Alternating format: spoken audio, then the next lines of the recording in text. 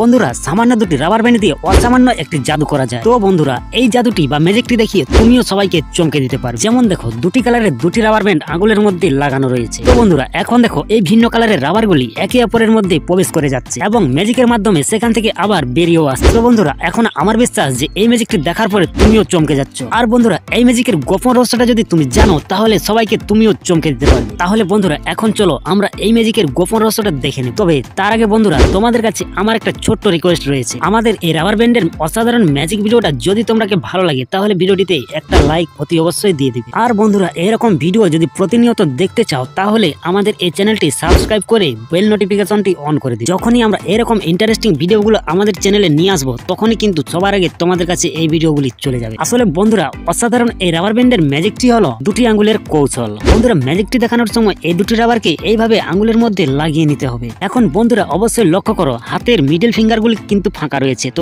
এইখানে ম্যাজিকের আসল কৌশলটি লুকিয়ে আছে। তো এখন রাবারটিকে দুটি প্যাঁচ লাগিয়ে মিডল ফিঙ্গারের মধ্যে এইভাবে ধরে রাখতে হবে। তো বন্ধুরা এইভাবে যদি রাবারটি ধরা হয় তাহলে বাইরের থেকে দেখে কেউ বুঝতে পারবে না যে রাবারটির মধ্যে কিন্তু প্যাঁচ লাগানো আছে। তো বন্ধুরা এখন যখন ম্যাজিকটি করা যাবে তখন কিন্তু চালাকি করে মিডল ফিঙ্গারটি ছেড়ে দিতে হবে। তাহলে দেখতে পাবে রাবারের মধ্যে একটি প্যাঁচ পড়ে যাবে। তারপরে আবার একটু জাদুমন্ত্র লাগিয়ে অন্য হাতের মিডল ফিঙ্গারটি আবার ছেড়ে দিতে হবে। আর এইভাবেই কিন্তু ম্যাজিকটি অসাধারণ ভাবে করা যেতে পারে। তো বন্ধুরা ভিডিওটা যদি ভালো লাগে তো অতি অবশ্যই একটা লাইক করে দেবে আর চ্যানেলটি সাবস্ক্রাইব করতে একদম ভুলবেন।